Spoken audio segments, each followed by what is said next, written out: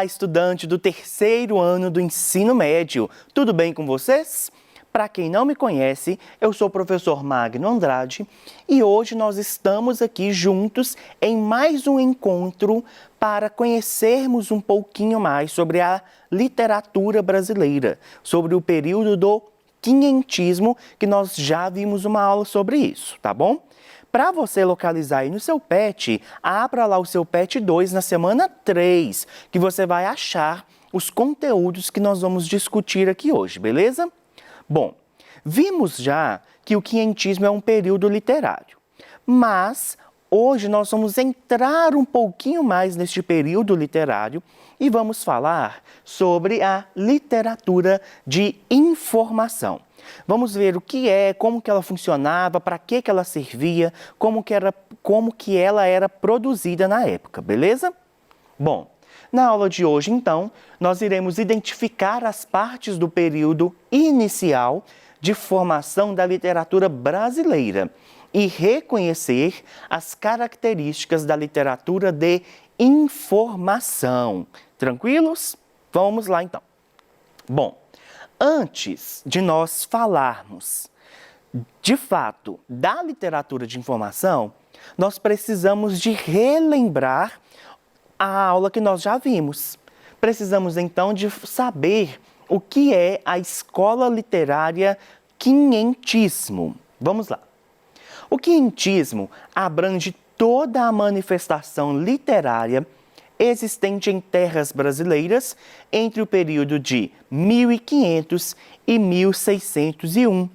Então, quinhentismo, ela está fazendo referência aqui justamente à palavra 500. Olha aqui, a palavra 500 a gente consegue achar ela dentro da palavra quinhentismo, pelo fato de ser a literatura produzida em terras brasileiras durante este período aqui, olha, de 1500 a 1601, beleza? Relembraram, então, o que é o quinhentismo?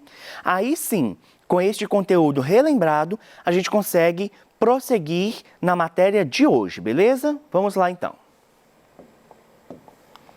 Bom, o período literário do quinhentismo pode ser dividido em duas partes, literatura de formação e literatura de informação. Prestem muita atenção, porque os nomes são parecidos, mas elas tratam de coisas diferentes, tá? Então, duas partes que conviveram juntas, né, entre si dentro deste período, podem ser divididas a literatura do período quinhentista, literatura de informação e literatura de formação. A literatura de formação nós não veremos hoje, nós veremos em uma próxima oportunidade. O nosso foco hoje é justamente a literatura de informação. Já pense aí, reflita aí, você sozinho aí na sua casa. Se é a literatura de informação, qual que seria o objetivo dela? A partir deste nome aí, informação, literatura de informação, qual que seria o objetivo? Para que ela serve? Vamos ver se você pensou aquilo que realmente serve, aquele que realmente era o objetivo desta literatura. Tranquilos? Vamos lá. Literatura de informação. No primeiro século após a chegada dos portugueses, inúmeros viajantes passaram pelo Brasil e muitos deles registraram as características da terra. Pensa bem aqui comigo. Quando você viaja para algum lugar diferente, um lugar que você nunca foi, qual que é a coisa que você e que a maioria das pessoas mais fazem? Fotografar, não é? Hoje, fotografar as coisas é algo muito fácil. Todo mundo tem um celular na mão e que a maioria dos celulares que existem hoje, eles fotografam. Eles têm ali, seja boa ou ruim, eles têm a possibilidade de tirar uma foto. E aí, quando você conhece um novo lugar, Obviamente, você fotografa. Fotografa um prédio que você achou diferente, fotografa uma paisagem, fotografa um lugar daquela cidade, daquela praia, por exemplo, que você foi, que já é um lugar famoso. É comum nós registrarmos aquilo de novo que nós estamos vendo. Isso acontece e é muito comum. Mas nós estamos tratando aqui de pessoas que viajaram no ano de 1500, gente. Obviamente não tinha todo esse equipamento que nós temos hoje. Por isso, a forma com que as pessoas tinham de registro daquilo de novo que elas estavam vendo era a escrita. As pessoas escreviam, descreviam aqueles lugares, aquela paisagem, aquela situação que elas viveram, aquele lugar que elas estavam. E é justamente aí o nosso ponto da questão. A gente tem, então, um grupo de pessoas, um grupo enorme, porque foram 12 barcos, 12 navios que chegaram em terras brasileiras vindos de Portugal. Saiu de lá 13, mas um perdeu no meio do caminho e chegaram aqui 12. E aí eram 12 navios cheios de pessoas. E entre uma dessas pessoas estava o escrivão, que a gente chama ele, o nome dele é Pero Vaz de Caminha, e nós veremos mais dele em outras aulas. Quando isso acontece, desde a saída de Portugal, já havia um registro. Por quê? Tudo era muito novo naquela época. Então, o registro era a forma de dizer o que é que deu certo naquela viagem, o que é que deu errado, o que é que poderia melhorar, qual é o caminho que eles fizeram, aquele caminho deu certo, então vamos manter nele. Aquele caminho deu errado, vamos para outro. Tudo isso tinha que ser registrado, porque as viagens duravam meses. E aí, obviamente, o capitão, as pessoas que estavam ali compondo aquele navio, não iriam lembrar de tudo. Portanto, tudo era, digo mais uma vez, registrado. E aí, neste primeiro século que os portugueses chegam aqui, eles registravam tudo. Se passava um mosquitinho voando e era um mosquitinho diferente daquele que tinha na Europa, eles registravam, tá? Vamos ver mais sobre isso. Bom,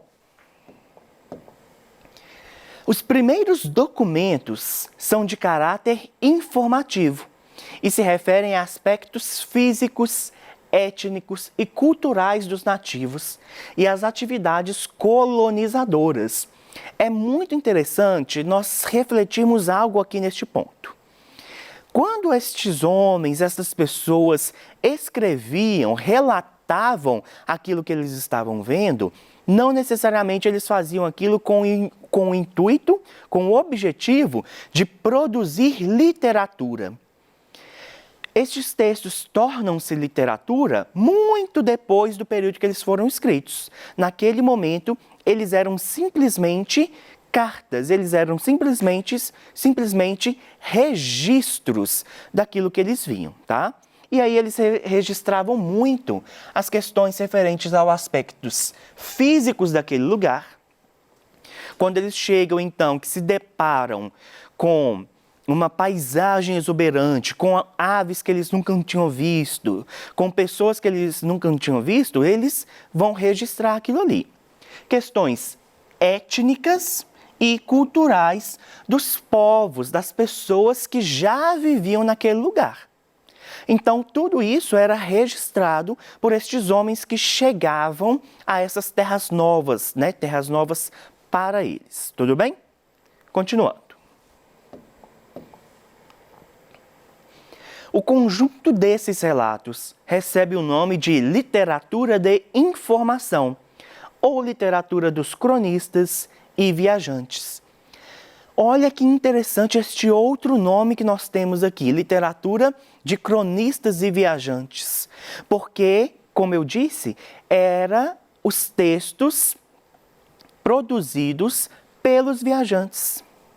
Produzido por aquelas pessoas que saíam de seus países e vinham para o nosso país. E aí eles registravam tudo aquilo ali que eles estavam vendo de novo. Tranquilo? Vamos lá. Os textos da literatura da informação eram escritos em prosa e tinham suma importância para os reinos, como o de Portugal e o da Espanha, pois era por meio desses relatos que os reis acompanhavam as descobertas dos navegantes. Nós veremos nas próximas aulas, quando a gente entra na obra produzida por Pero Vaz de Caminha, que ela tem um nome muito interessante. E este nome faz menção justamente ao rei de Portugal. Por quê? O objetivo dele e de muitos outros viajantes que chegaram ao nosso país, o objetivo deles de registrarem tudo aquilo que eles estavam vendo era para informar aos seus reis, e Portugal e Espanha eram um dos maiores reinos que havia na época, informar eles como que era este lugar. Lá tem riquezas que vale a pena explorar? Estava registrado. Lá tem povos que a gente pode, por exemplo, fazer algum tipo de comércio com eles, ou até escravizar essas pessoas? Era tudo registrado. Tudo isso passava pelo registro. Beleza? Continuando. Em síntese, então, a literatura de informação corresponde aos textos de viagens escritos em prosa e recebem esse nome, pois são textos de caráter informativo, os quais eram escritos com o intuito de informar sobre as novas terras descobertas.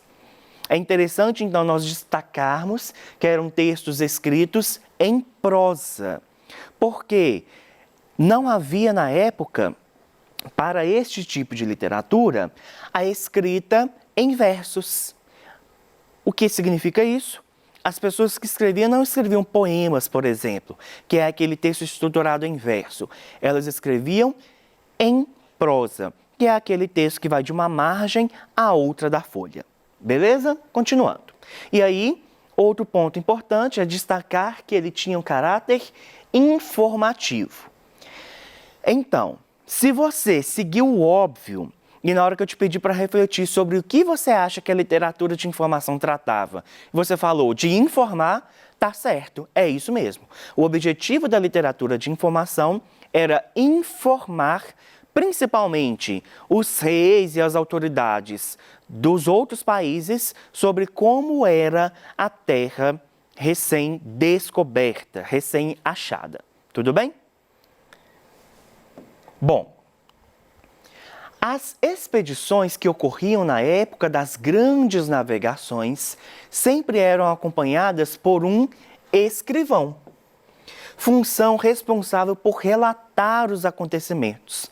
Como eu disse, o escrivão ele era responsável por relatar os acontecimentos, não era só quando ele chegava no destino, não. Ele relatava os acontecimentos desde quando eles saíam da terra que eles estavam, no caso de Portugal. Tudo era registrado. Por exemplo, nós sabemos que saíram 13 navios de lá, que um se perdeu e que 12 chegaram aqui, por causa dos relatos do escrivão, que acompanhava Pedro Álvares Cabral nessa expedição. Já disse o nome dele, Pero Vaz de Caminha. Este era o nome do escrivão que escreveu a carta enviada ao rei de Portugal, que retratava tudo o que ele tinha visto até então aqui no Brasil, tá bom? E aí, gente, a literatura de informação ou as crônicas dos viajantes eram textos compostos por muitas descrições e adjetivos. Percebam, então, esses textos, eles tinham que descrever aquilo que era visto pelas pessoas. Portanto, ele tinha muitas descrições e muitos adjetivos. Se era bom, se era bonito, se era feio, se era calmo. Tudo isso era descrito dentro dessas cartas, tá? E aí, eu trouxe para vocês um exemplo que a gente vai ver daqui a pouquinho para que vocês percebam a presença dessas descrições e desses adjetivos, tá bom? Portanto, os textos dessa época, além de apresentarem o tipo textual narrativo, também tinham a presença do tipo textual descritivo. Eles narravam, eles estavam narrando uma história verídica, uma história que eles estavam passando por ela, e além de ser uma história verídica, uma história narrada, era uma história que tinha muitas descrições. Tudo bem? Vamos continuar então. Olha aqui, este aqui é um trecho da carta de Pero Vaz de Caminha que nós vamos ler, tá bom? Todos andam rapados, até por cima das orelhas, assim mesmo de sobrancelhas e pestanas. Trazem todos as testas, de fonte a fonte, tintas de tintura preta, que parece uma fita preta da largura de 2 dedos. Aqui, Pero Vaz de Caminha, ele está descrevendo, ele está fazendo uma descrição étnica e cultural. Ele está descrevendo como eram as pessoas, as características das pessoas que quando eles chegaram nessas terras já haviam aqui, no caso, os indígenas. Então, olha, ele fala que todos eram rapados, que eles tinham nas testas, né, de fonte a fonte, ou seja, de um lado ao outro, a testa inteira, eles tinham algo que parecia uma fita preta de largura de 2 dedos, mas que na verdade eram feitos com tintas de tintura preta. Aqui é só um trechinho, porque a carta é bem maior do que isso, mas para que vocês percebam que a carta inteira, ela é composta disso. Ela é composta de descrições com a presença marcante dos adjetivos, tá bom? Continuando. Nos textos da literatura dos cronistas e viajantes, as informações mais importantes eram as que descreviam o lugar e os povos encontrados, além do caminho percorrido, e se havia alguma riqueza para ser explorada naquele lugar. Era o objetivo principal, porque eles queriam saber se aquele lugar valia a pena o investimento ou não, tá? E aí eu trouxe alguns dos principais autores que fazem parte da escrita da literatura de informação, beleza? O primeiro é ele, Pero Vaz de Caminha, escritor português que se dedicou a ser escrivão da armada de Pedro Álvares Cabral. Foi ele que redigiu a carta enviada para Dom Manuel, contando sobre o achamento do Brasil, que é a carta mais famosa que nós temos em relação ao achamento do nosso país. E aí nós vamos ver com mais detalhes numa próxima aula, tá bom? Pero de Magalhães Gândavo, historiador e cronista vindo de Portugal para poder relatar mais da história da terra que estava sendo descoberta. Então, olha, aqui, olha, o Pero de Magalhães, ele vem, mas aí ele já vem sabendo que existe este lugar. E aí ele vai retratar alguns detalhes que o Pero Vaz de Caminha não tinha falado, que ele não tinha tratado, tá? Manuel da Nóbrega era chefe da missão dos jesuítas que vieram para a América. Os jesuítas têm muita importância porque eles são os elementos principais da literatura de formação, que nós veremos depois. E Hans Standey, esse homem foi um aventureiro mercenário que veio da Alemanha para o Brasil 2 vezes e aqui viveu histórias de combate e escravidão. Então, não é só os portugueses que vieram e registraram, não. Pessoas do mundo inteiro daquela época já vinham para cá e já registravam o que eles viam. Beleza? E, por fim, Fernão Cardim, que era um jesuíta vindo de Portugal em 1583. Bom, na aula de hoje nós identificamos as partes do período inicial de formação da literatura brasileira e reconhecemos características da literatura de informação, assim como seus principais autores. Essas aqui são as referências que eu utilizei para esta aula. Muito obrigado pela presença de vocês e até o nosso próximo encontro.